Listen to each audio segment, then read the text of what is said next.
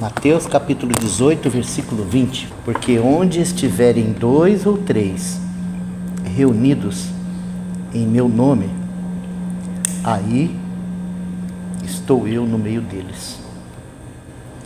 Para mim, esse é um dos versículos mais importantes da Bíblia, porque essas são palavras do próprio Senhor Jesus.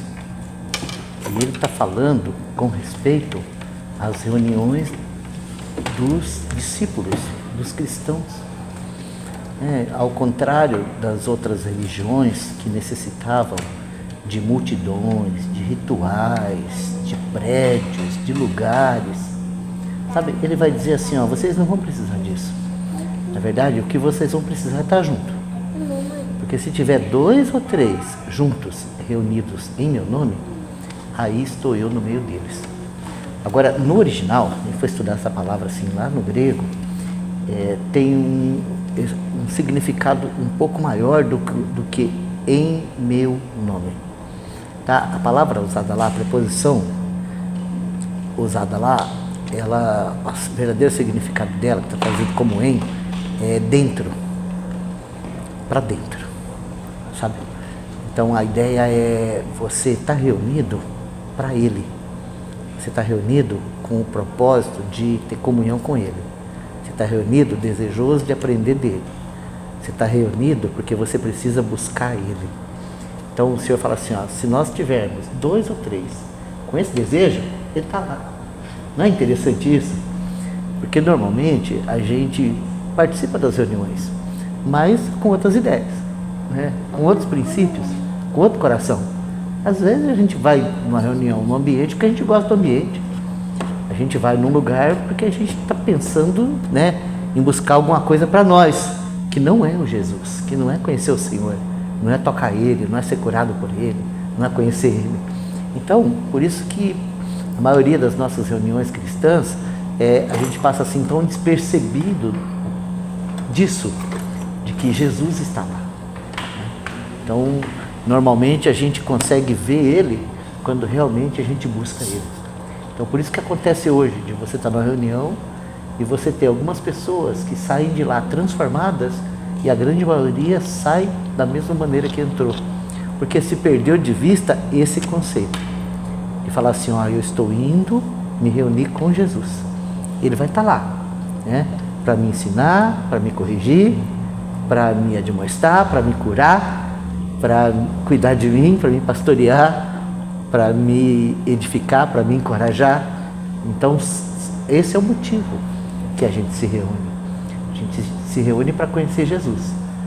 E a gente sabe que cada um daqueles que creram no Senhor Jesus carrega dentro uma porção do próprio Jesus, da vida dele. Então, quão maravilhoso é quando a gente se reúne assim, com esse conceito. Antes de nascer de novo, de conhecer Jesus, eu participei de muitas reuniões cristãs, em muitos lugares.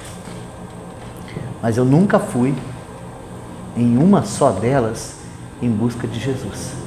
Então eu aprendi um monte de princípios, né? Eu desfrutei do prazer de estar no meio dos crentes, da música, das orações, das promessas, né? Eu vi assim, no meio do grupo dos cristãos, uma coisa gostosa, sabe? De uma vida de como que eu falar, de amizades, né? Tipo, uma família mesmo. Tudo isso era muito interessante para mim. Uma outra coisa que eu encontrava, né? Na minha impiedade, né?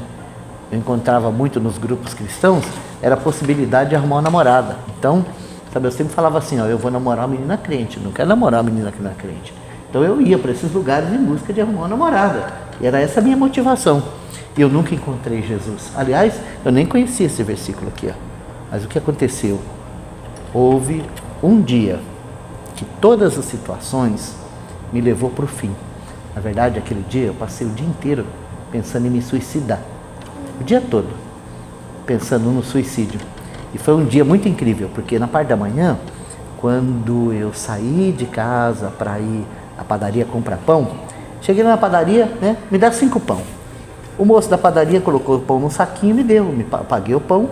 Quando eu saí da padaria, que eu cheguei no semáforo, que fechou o semáforo, eu olhei no pão, no saquinho de pão, estava esse texto aqui, Salmo 37, versículo 5.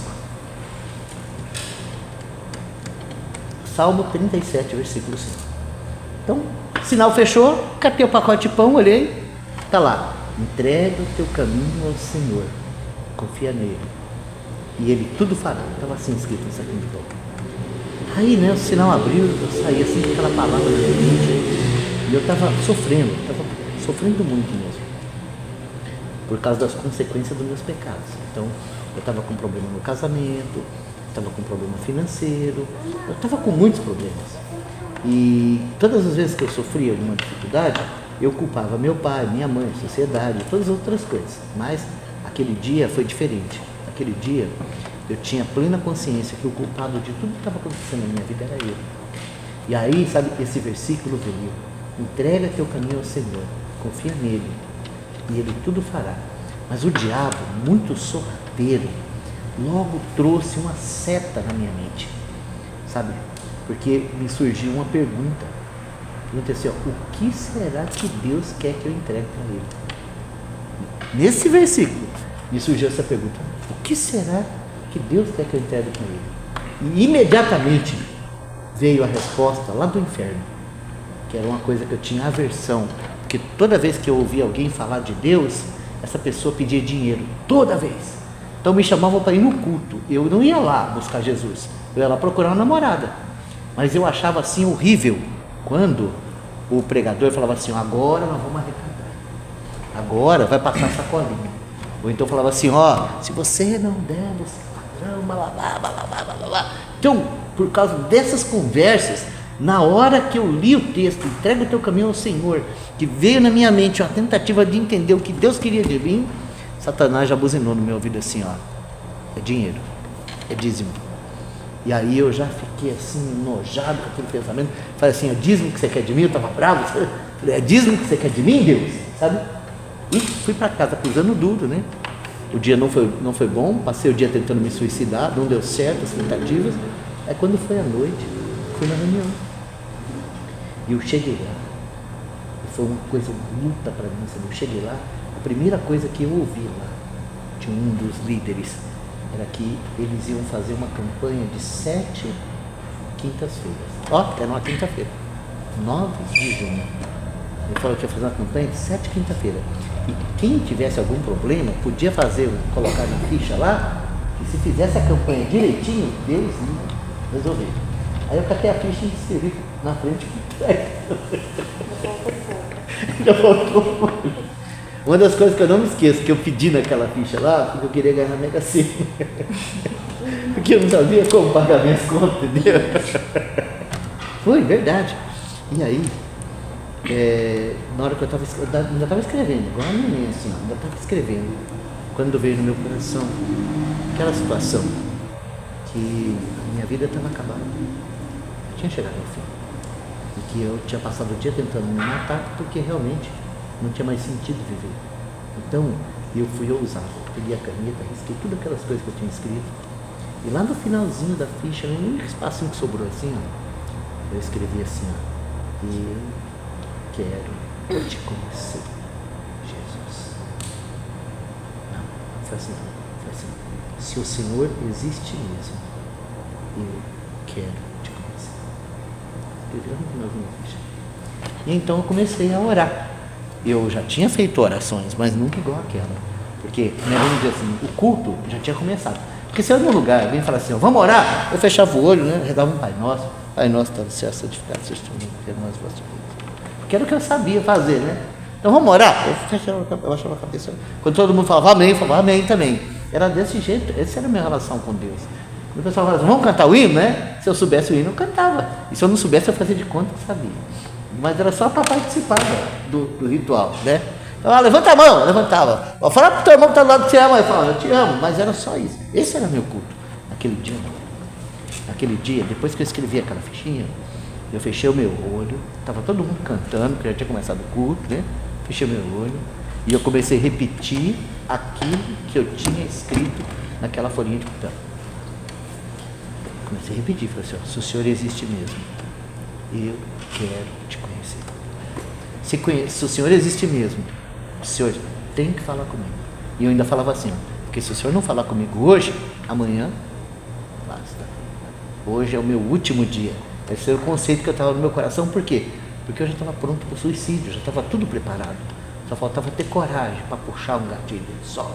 O resto já estava tudo pronto, né? Então, eu ainda estava bocejando quando eu ouvi uma voz bem clara no meu ouvido. Assim, ó, mentiroso. A primeira vez que eu ouvi a voz de Deus foi desse jeito.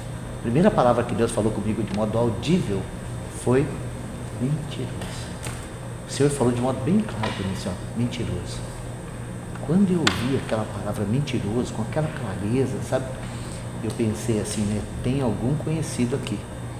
E aí, eu imediatamente olhei para trás, porque não tinha nenhum conhecido para frente, né? Só tinha para trás. Aí, quando eu olhei para trás assim, não tinha ninguém. Os bancos, tudo vazio. Eu era o último da fila. Mentiroso. Foi assim. Então, na hora, minha perna fraquejou. Porque até então, era só um culto. Agora não. Jesus estava lá. Entende? Não só estava lá, mas agora Ele está falando comigo. E aí eu criei coragem, sabe? Então, na hora eu comecei a tremer todo, né? Fiquei muito tocado com aquela palavra. Comecei a tremer todo. E eu usei perguntar para Ele, por que mentiroso? Então, assim, numa fração de segundo, Ele me deu um breve relatório daquilo que eu ia fazer nas igrejas. Entende? Nas igrejas, foi ali, porque lembra que eu falei para vocês, qual que era a minha principal motivação de ir num culto? Arrumar uma namorada. Então o Senhor falou isso comigo, ele falou assim, ó, você só vem aqui até de menina. Você não quer me conhecer? É, você só pensa em você. Lembra daquela ficha que você preencheu lá? Ó, aquilo lá que você busca, você não busca eu. Você quer dinheiro, riqueza, facilidade, você quer pagar suas contas, você quer resolver seus BO, você quer se livrar da justiça, é isso que você quer, você não quer me conhecer. Você é mentiroso. Então, sabe, eu peguei e perguntei para ele assim, o que eu faço? Então, o que eu faço? Então, na hora, de uma maneira muito clara, ele me fez lembrar, ele não falou, ele me fez lembrar de todas aquelas palavras que estavam naquele versículo bíblico do pacote de pão da padaria. Entrega o teu caminho ao Senhor, confia nele, ele tudo fará. E ali tremendo, eu falei assim, o que é que o Senhor quer que eu te entregue? O que eu tenho para te entregar? Só tem pecado. O que eu tenho para entregar para você? Como assim entrega o teu caminho? O que é isso? O que eu tenho que entregar? Né? Entregar meus vícios? Entregar? O que eu vou entregar para você? Então, de uma maneira muito clara, o Senhor falou assim para mim, você não disse que quer morrer? Eu também quero que você morra. Eu fiquei assim, aí, né, foi feio o negócio, né? Você não quer morrer, eu também quero que você morra. Eu falei, meu Deus, é morrer? Aí logo em seguida, eu ouvi o Senhor falar assim, para começar tudo de novo, você tem que morrer. Então, se você quiser, eu tenho uma morte para você aqui hoje, onde eu boto fim nessa tua vida velha e começo uma nova. Foi assim a minha primeira experiência com Deus, verdadeira, genuína, eu e Deus, numa reunião. Eu e Deus. Não foi profeta, não foi nada, eu nem sei o que o pregador pregou naquela noite, mas foi exatamente assim que o Senhor falou comigo. Eu não conhecia a Bíblia, a única coisa que eu conhecia era, entrega teu caminho ao Senhor, confia nele e ele tudo fará. E naquele dia, naquela hora, eu descobri que eu precisava me entregar ao Senhor, desse jeito, ó, morreu, acabou, que eu começo de novo. Então sabe o que eu fiz? Eu levantei as minhas duas mãos para o céu e falei assim para o Senhor, eu quero essa morte. Então, naquele momento, o meu coração foi restaurado. O Senhor mesmo falou no meu coração coisas que eu nunca imaginava que existia, sabe? Que o Senhor naquela hora falou assim, ó, você está perdoado, você agora é meu, Você agora é salvo. Você agora, eu governo a sua vida.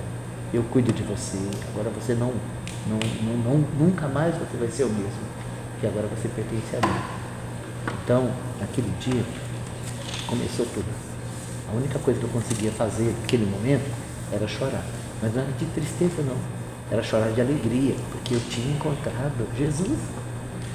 Eu tinha encontrado Jesus, aquele Jesus que morreu na cruz e ressuscitou. Agora eu conhecia Ele dentro de mim. Não vi nada material, mas a voz, a palavra dEle, sabe, o poder dEle, a unção dEle, inundou meu coração.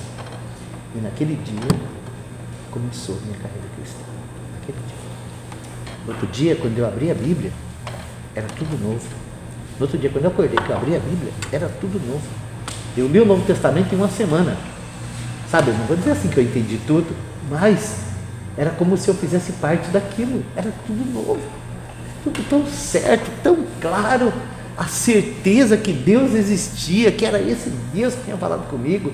E aí eu comecei a entender coisas que eu não compreendia. Por exemplo, agora nós estamos chegando no feriado da Páscoa, certo? Qual que é o conceito que eu tinha de Páscoa? Não, vou fazer o contrário, vou perguntar para vocês. Qual é o conceito que vocês têm de Páscoa? O que é Páscoa? Olha, tá vendo? Para ela, Páscoa é coelhinho e o que mais? Chocolate, ué. Né? 1 Coríntios capítulo 5, versículos 7 e 8. 7 e 8. Purificai-vos, pois, do fermento velho, para que sejais uma nova massa, assim como estáis sem fermento. Porque Cristo, nossa Páscoa, foi sacrificado por nós. Por isso, façamos a festa, não com o fermento velho, nem com o fermento da maldade, da malícia, mas com os ázimos da sinceridade e da verdade. A Páscoa, quando ela foi estabelecida dentro da festa dos pães ázimos. E isso é um assunto que a gente já estudou aqui. Então, acho que eu não preciso explicar para vocês o porquê dos pães ázimos na Páscoa, né? Mas ela foi estabelecida assim: quando vocês forem celebrar, vocês vão tirar o fermento do meio de vocês para que vocês possam celebrar a festa da Páscoa. A Páscoa no mundo judaico, ela representava o começo da nova vida. O primeiro dia do ano deles era a Páscoa. Então, todo dia 14 do mês de Abib, eles tinham que estar juntos, em família, celebrando a Páscoa, né? Agora, a primeira Páscoa, ela vai aparecer para nós lá em Êxodo,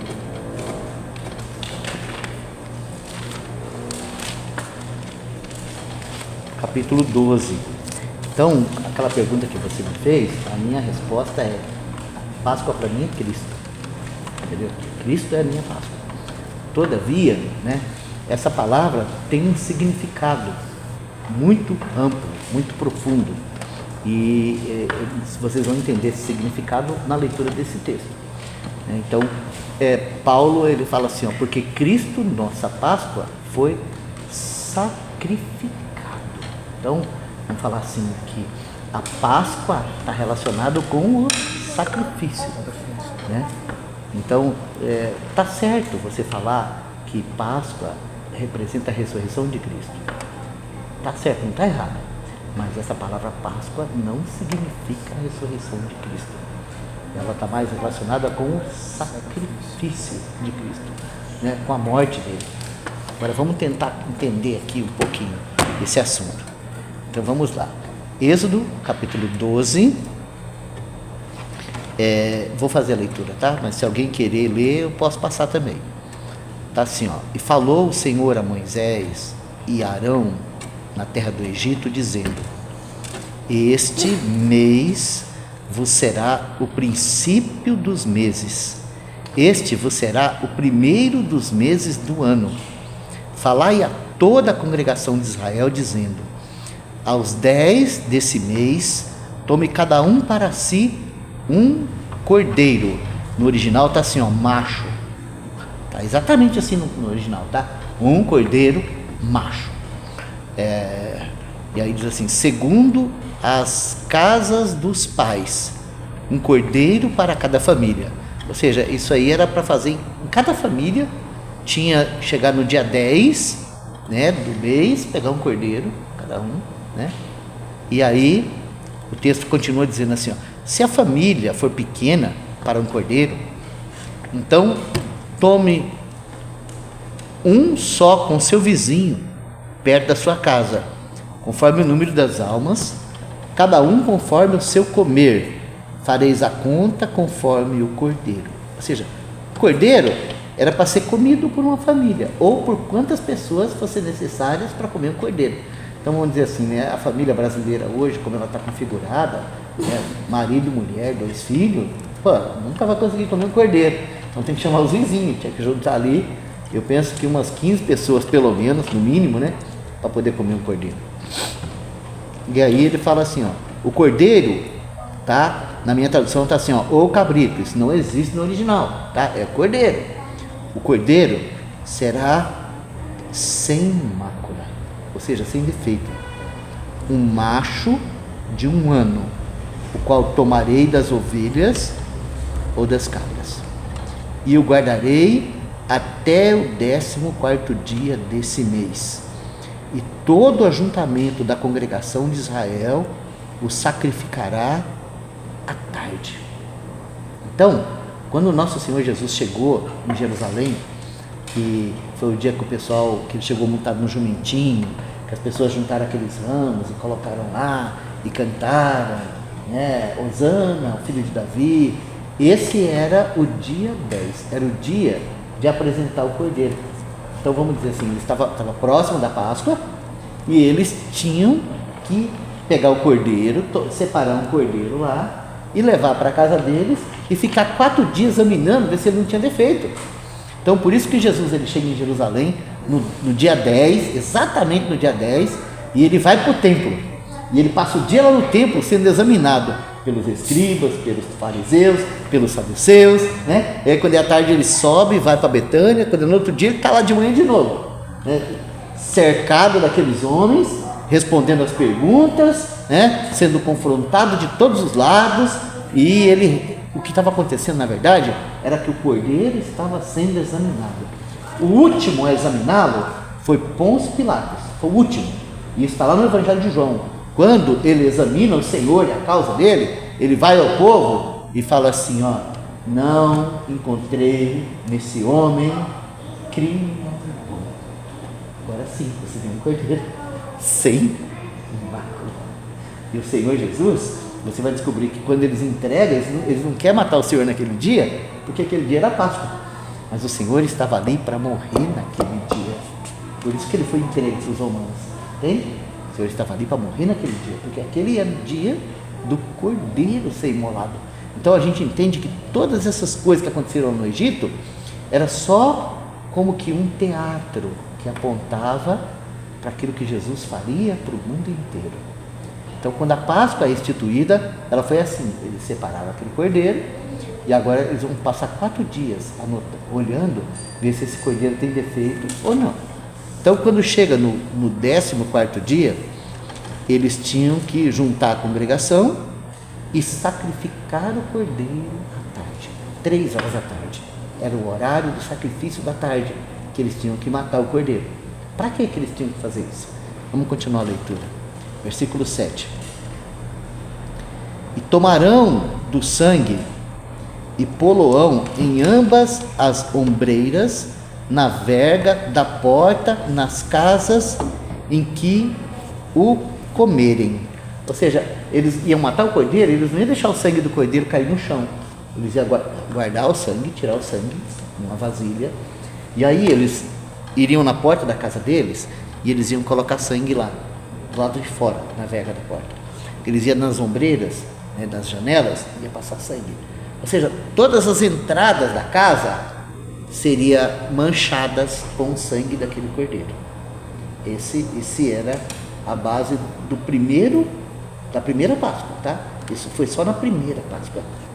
Vamos lá. E eles deveriam comer o cordeiro, aquele mesmo cordeiro deveria ser comido à noite. Então, está escrito assim no verso 8, ó, e naquela noite comerão a carne assada no fogo, com pães ázimos e com ervas amargosas ou com coisas amargosas o comerão. Não comereis dele cru, nem cozido em água, senão assado no fogo, a sua cabeça com os seus pés e com sua fresura.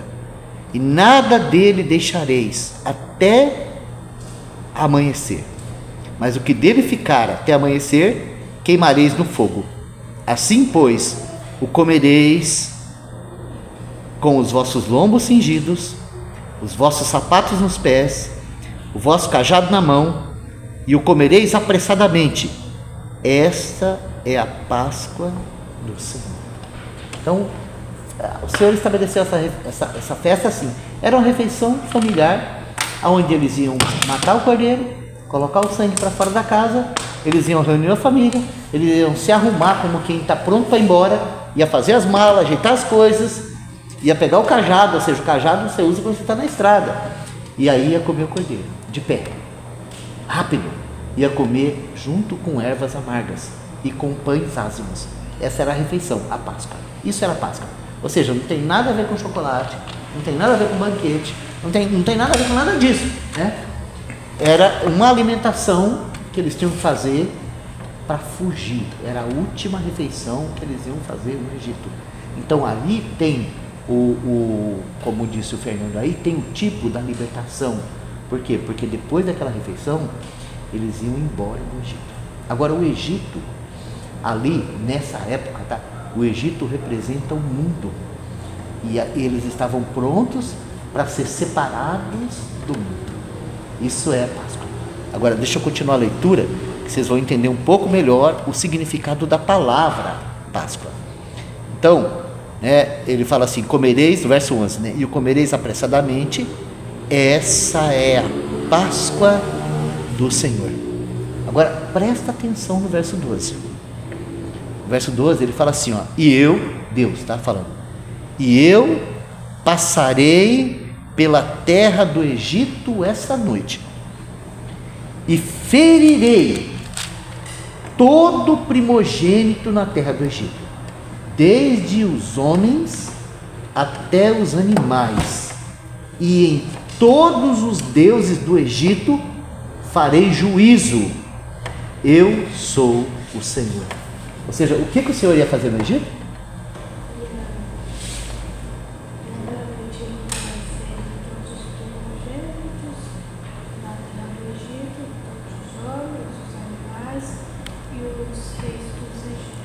Os deuses do Egito. Você sabe o que é primogênito? O primeiro filho. Isso, o primeiro filho, a primeira cria. Normalmente, né, a gente fala assim que o primogênito é o melhor, né? Porque é o primeiro, é a primeira cria, né? Então, quando o animal dá cria, o primogênito é o melhor. A tradição dava ao primogênito uma honra muito maior. Até hoje é assim. Por exemplo, numa família real, quem vai ao próximo rei? O primogênito, né? Então, as grandes corporações, até japoneses, tá? Não é só judeu, não, até japoneses, o primogênito, ele fica com a parte maior da herança. Claro que ele fica com a parte maior da responsabilidade também, porque quando o pai morre, quem fica responsável de cuidar de toda a família é sempre o primogênito. Logo, o primogênito era o principal.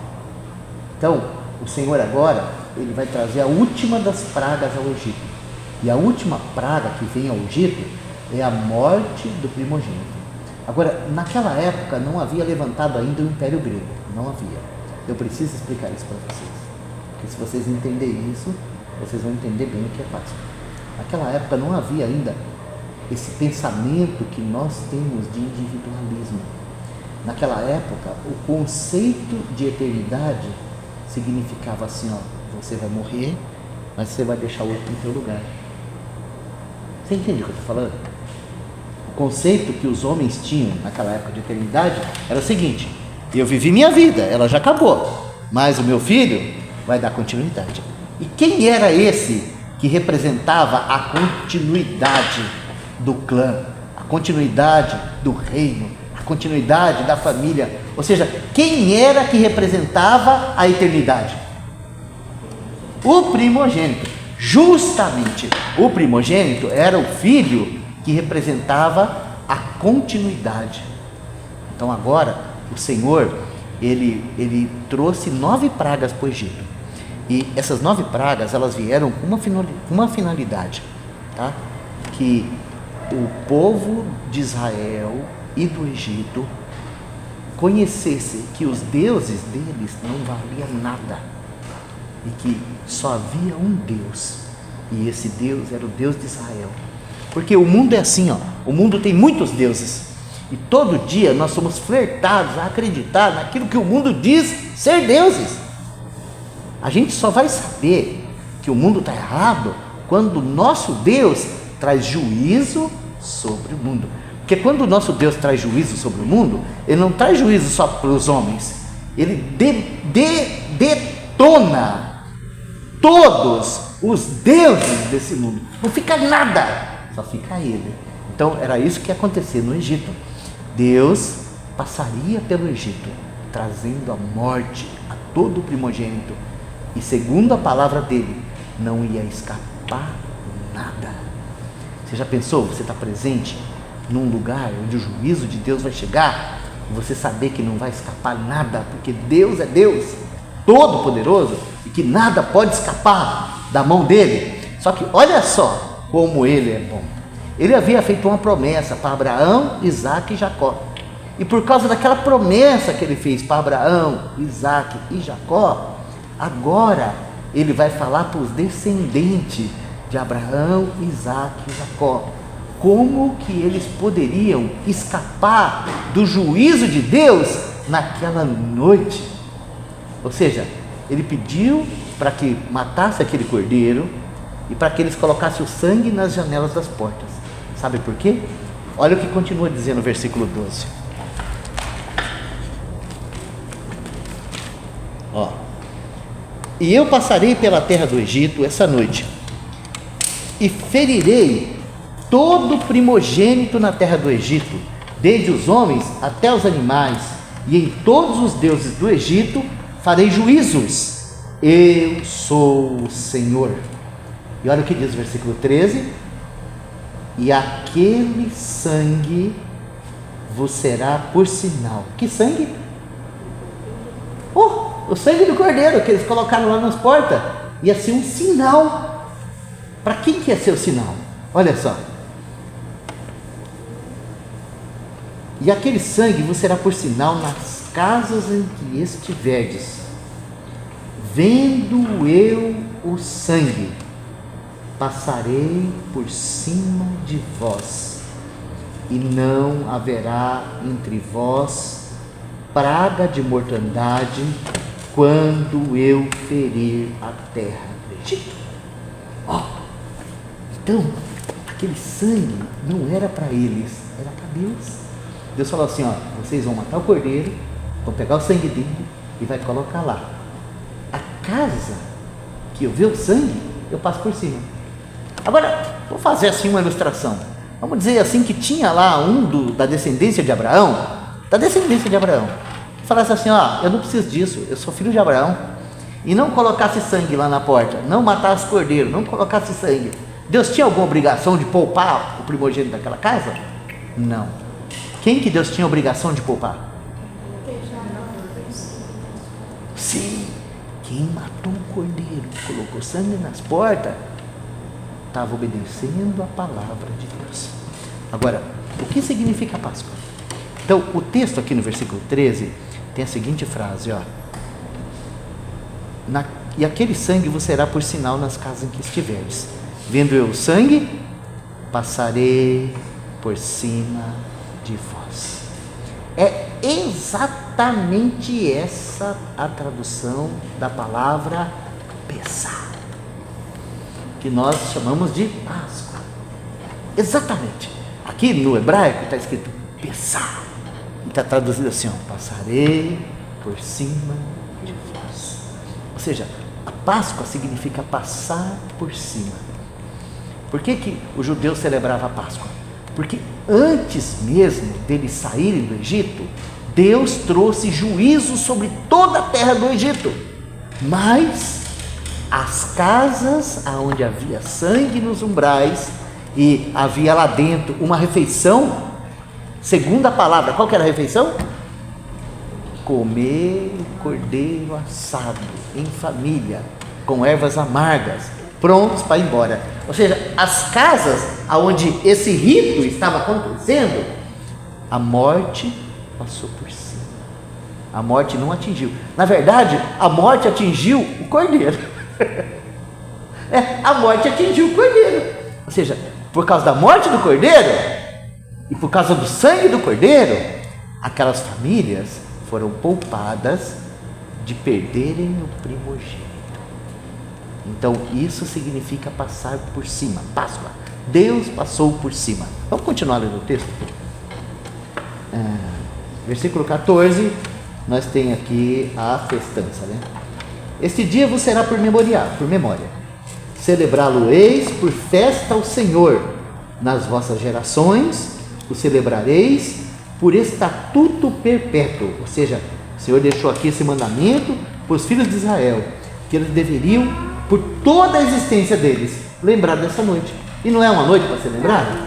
Poxa vida, o povo de Israel não era melhor que os egípcios. Na verdade, eles eram só escravos. Eles, vamos falar assim, era o povo mais pobre que tinha lá. Mas eles eram o povo de Deus. E porque eles obedeceram a Deus, sacrificaram o cordeiro, passaram o sangue nas portas e comeram a carne do cordeiro, quando a morte veio, ou seja, quando o juízo de Deus veio, foram todos poupados. Então agora, todos aqueles que saíram de lá vivos, são a nação de Israel. E por onde eles passarem, existe um mandamento que eles têm que cumprir. Todo ano, eles precisam pegar coelhinho, ovo de chocolate, e fazer uma festa, comer bastante, beber bastante, e falar assim, Feliz Páscoa. Nada disso, né? Não, nada disso. É o que está escrito aqui.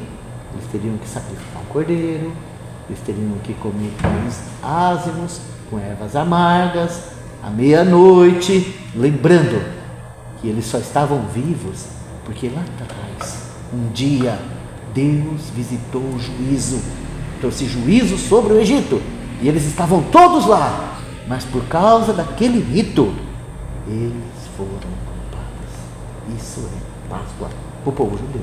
Então, o Senhor pediu para que eles fizessem essa festa. Verso 17.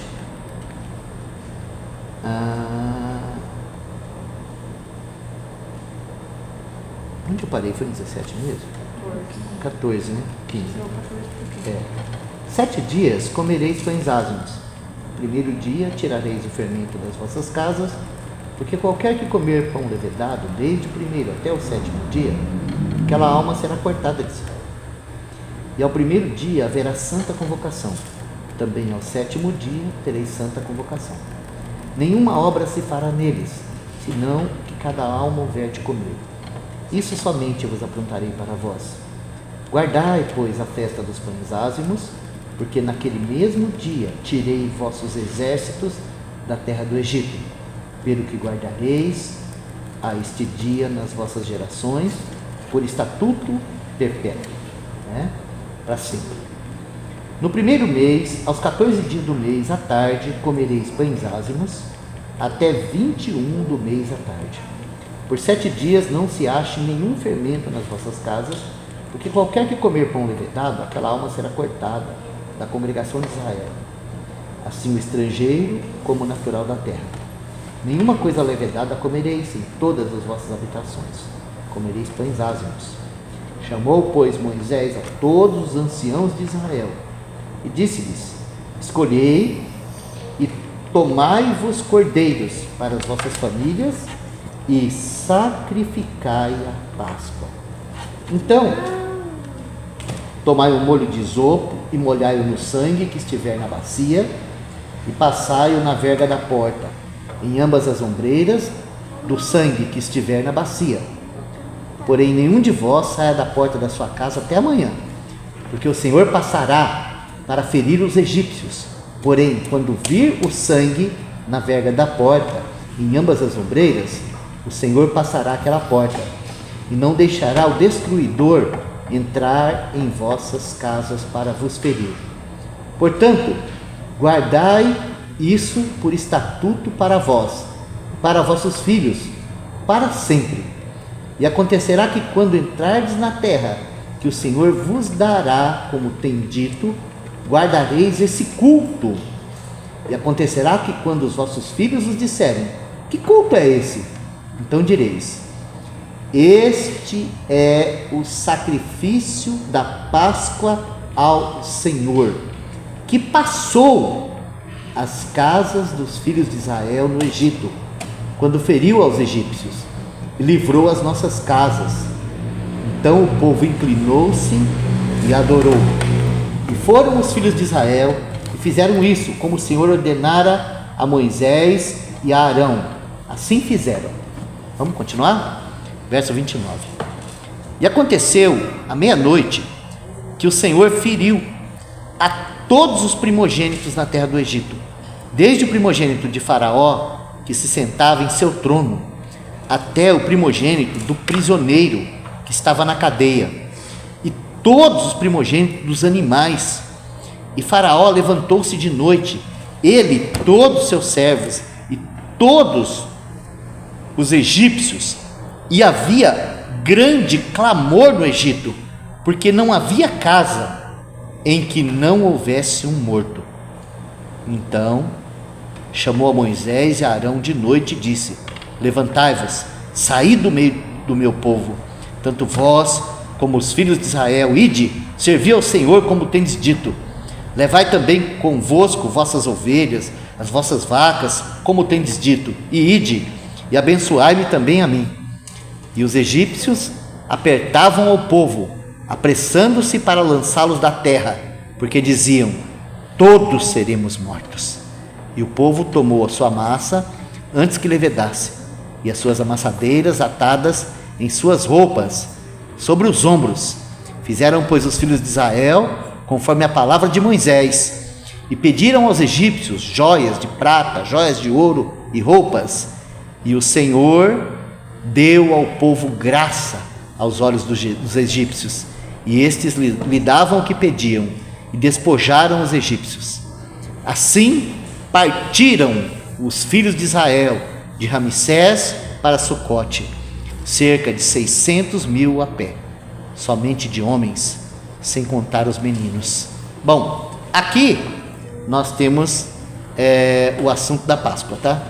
E logo em seguida, realmente, o povo de Israel vai sair do Egito, né? Oi. Tipo na Sexta-feira Santa, fala que só pode comer peixe, mas aqui o povo comia pão, asmo, tipo sem fermento. E carne? Pão asmo e o cordeiro. E de onde surgiu o peixe?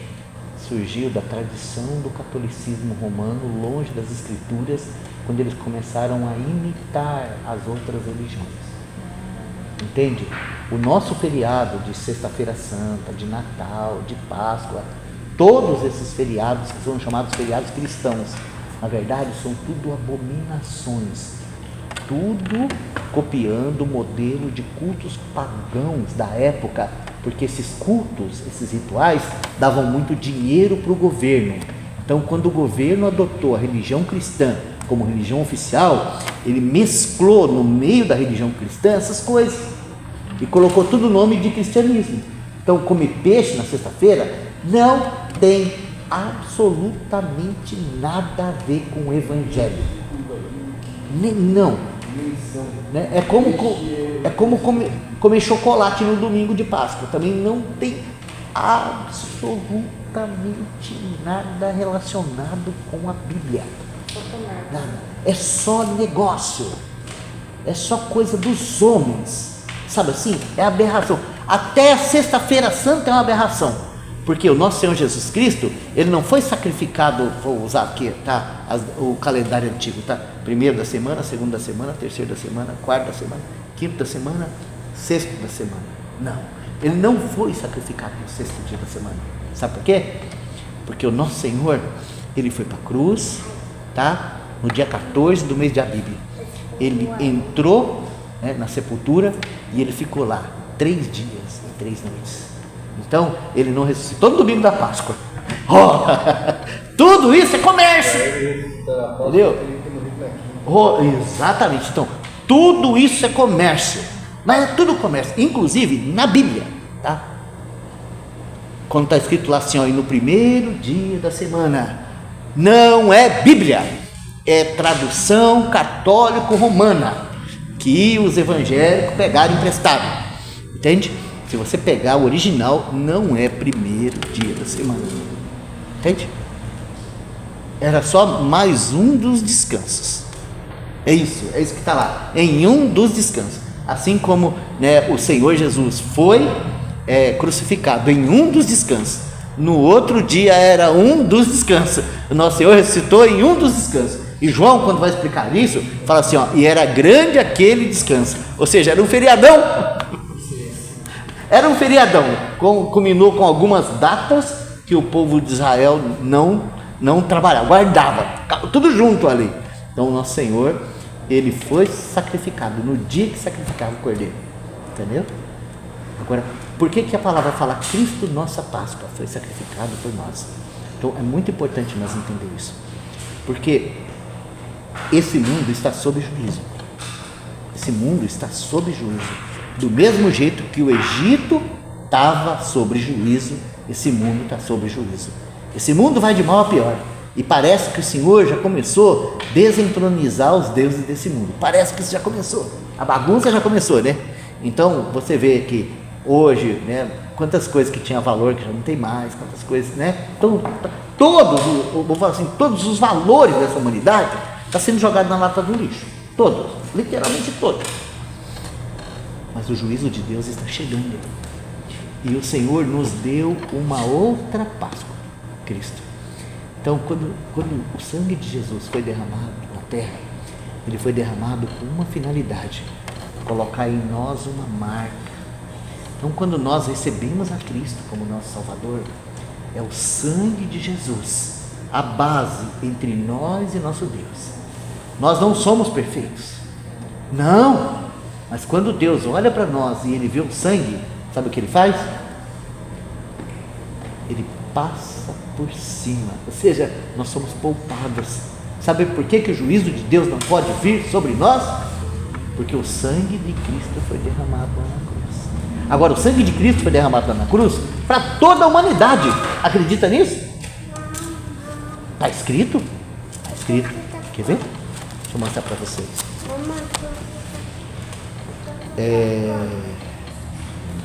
Onde está escrito isso, gente? 1 João.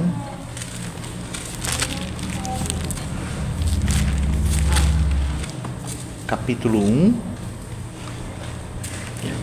Capítulo 2, versículo 2. Posso pegar aqui? É sua essa água?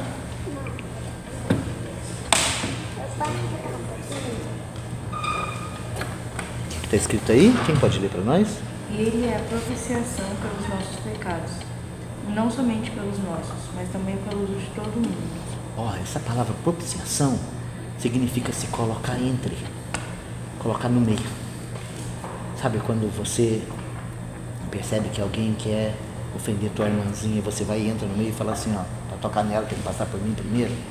Isso significa que você está entre ali, você está se colocando ali. Jesus é a propiciação pelos nossos pecados. Isso está escrito aqui. Mas ele continua dizendo assim, ó, e não somente pelos nossos, mas também pelos do mundo inteiro. Por que isso? Porque o sangue dele foi derramado nessa terra, para que todos pudessem ser guardados pelo sangue, ser poupados pelo sangue. Mas acontece uma coisa muito simples, que nos faz diferente de toda a humanidade. Sabe qual que é essa coisa simples? Nós cremos em Jesus. Nós recebemos ele como nosso Salvador.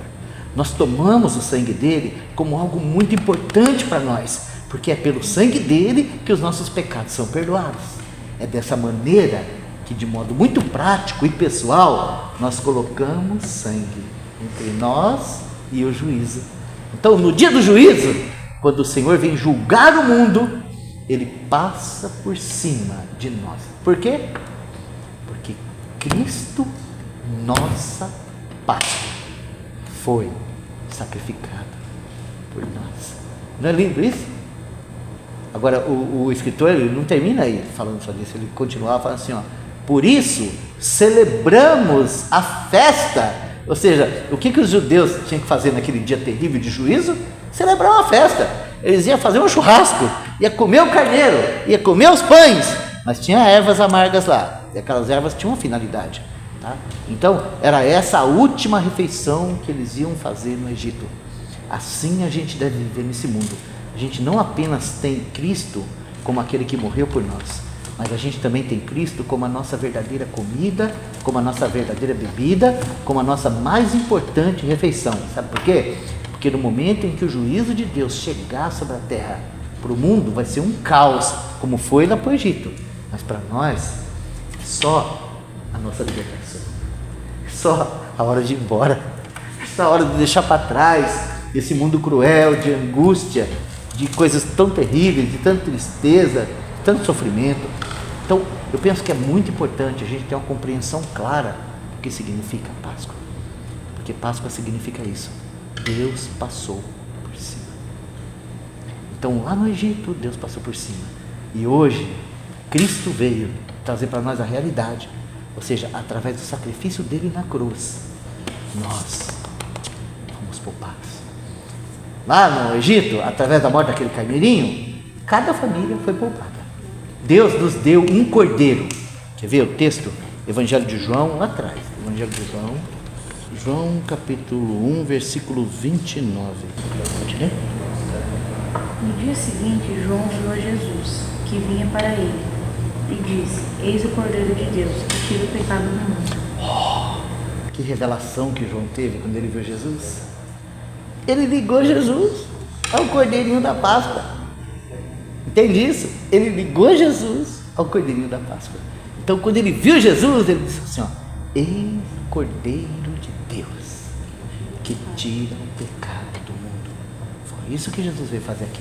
Por isso que no dia 10 ele entrou na cidade, no dia 14 ele foi pregado naquela cruz. Ele foi pregado naquela cruz com essa missão de ser esse mediador entre nós e Deus.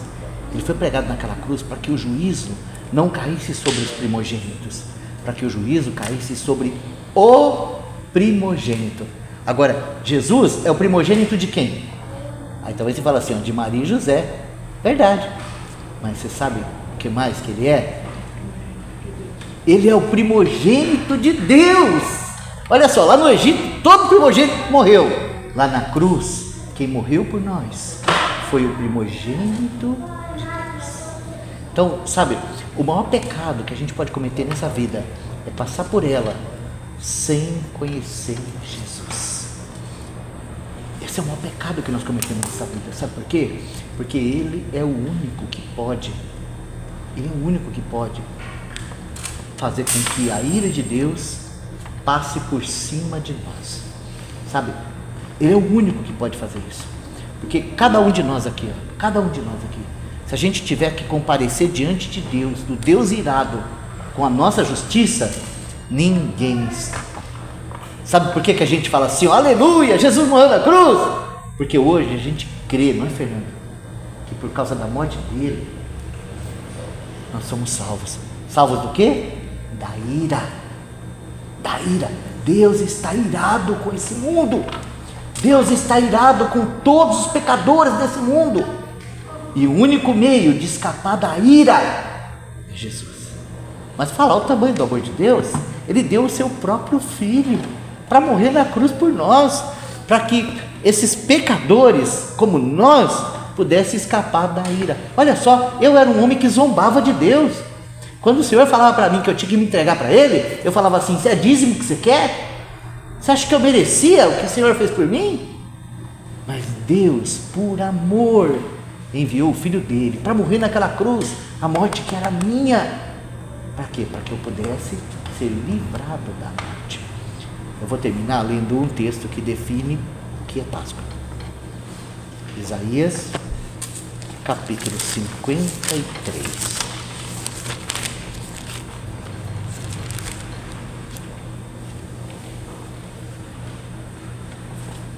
Isaías capítulo 53. Quem deu crédito à nossa pregação? E a quem foi revelado o braço do Senhor? porque foi subindo como renovo perante ele, como raiz de uma terra seca, não tinha beleza nem formosura. E olhando nós para ele, não havia boa aparência nele, para que o desejássemos. Era desprezado e o mais rejeitado entre os homens, homem de dores, experimentado nos sofrimentos, e como um de quem os homens escondiam o rosto, era desprezado, e não fizemos dele caso algum. Verdadeiramente, ele tomou sobre si as nossas enfermidades, e as nossas dores levou sobre si, e nós o reputávamos por aflito, ferido de Deus e oprimido. Mas ele foi ferido por causa das nossas transgressões e moído por causa das nossas iniquidades. O castigo que nos traz a paz estava sobre ele, e pelas suas pisaduras fomos sarados. Todos nós andávamos desgarrados como ovelhas, cada um se desviava pelo seu caminho, mas o Senhor fez cair sobre ele a iniquidade de nós todos. Ele foi oprimido e afligido, mas não abriu a sua boca. Como um cordeiro foi levado ao matadouro, como a ovelha muda perante os seus tosqueadores, assim ele não abriu a sua boca. Da opressão e do juízo foi tirado. E quem contará o tempo da sua vida? Porquanto foi cortado da terra dos viventes, pela transgressão do meu povo ele foi atingido. E puseram a sua sepultura com os ímpios, e com o rico na sua morte, ainda que nunca cometeu injustiça, nem houve engano na sua boca. Todavia, ao Senhor agradou moê-lo, fazendo-o enfermar. Quando a sua alma se puser por expiação do pecado, verá a sua posteridade, prolongará os seus dias, e o bom prazer do Senhor prosperará na sua mão. Ele verá o fruto do trabalho da sua alma e ficará satisfeito. Com o seu conhecimento, meu servo, o justo, justificará a muitos, porque as iniquidades deles levará sobre si. Por isso lhe darei a parte de muitos, e com os poderosos repartirá ele o despojo, porquanto derramou a sua alma na morte, e foi contado com os transgressores. Mas ele levou sobre si os pecados de muitos, e intercedeu pelos transgressores. Essa é a nossa Páscoa, Cristo. Por quê? Porque ele se deu completamente por nós, por amor a nós, com o objetivo de nos salvar, para que a vida dele fosse prolongada através da nossa nova vida. Então, quando nós cremos no Senhor Jesus, ele, pelo seu poder e pela sua obra na cruz, ele encerra a nossa velha história. Todos aqueles que recebem Jesus como Salvador morrem com ele, e a vida dele vem ser a nossa vida. Então agora nós passamos a viver para aquele que morreu por nós. Se vocês voltarem lá em Êxodo 12 e continuar lendo, você vai descobrir lá que depois que termina o assunto da Páscoa, o próximo assunto é a consagração dos primogênitos. Então Deus vai falar assim para o povo de Israel: todo primogênito de vocês agora é meu. Por quê? Porque o Senhor poupou eles da morte lá, para quê? Para ele mesmo. Então Cristo, nossa Páscoa, faz a mesma coisa com nós. Nós tínhamos que queimar no inferno, agora nós não vamos mais para o inferno. Então o que nós vamos fazer nesse mundo? Nós vamos viver para Deus. Entende? Senhor, muito obrigado por essa palavra. Senhor, tu és a nossa Páscoa, porque tu foste sacrificado por nós. E o Senhor ressuscitou. Então nós podemos dizer que Páscoa para nós é a ressurreição, porque o Senhor ressuscitou dentre os mortos para ser a nossa vida. Mas é sempre muito precioso lembrarmos, Senhor, que antes mesmo de nós sermos retirados desse mundo, perdoados, salvos, antes mesmo da vida eterna chegar até a nós, antes mesmo da nossa libertação ser cantada, antes mesmo das portas serem abertas para nós sairmos livres, o Senhor lá na cruz recebeu todo o juízo que era nosso, para que a ira de Deus não fosse despejada sobre nós. Muito obrigado, Pai, porque o Senhor olha para nós e o Senhor pode passar por cima, porque o seu Filho recebeu lá na cruz aquela conta que era nossa. Cristo realmente é a nossa Páscoa e nós te agradecemos, ó Deus, por nos ter dado o seu primogênito para morrer naquela cruz em nosso lugar. Nós te agradecemos e nos rendemos a Ti, para que o Senhor tome a nossa vida e prolongue a vida do Teu Filho na terra através de nós.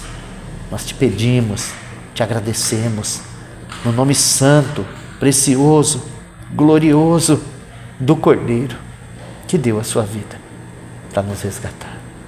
Em nome de Jesus. Amém.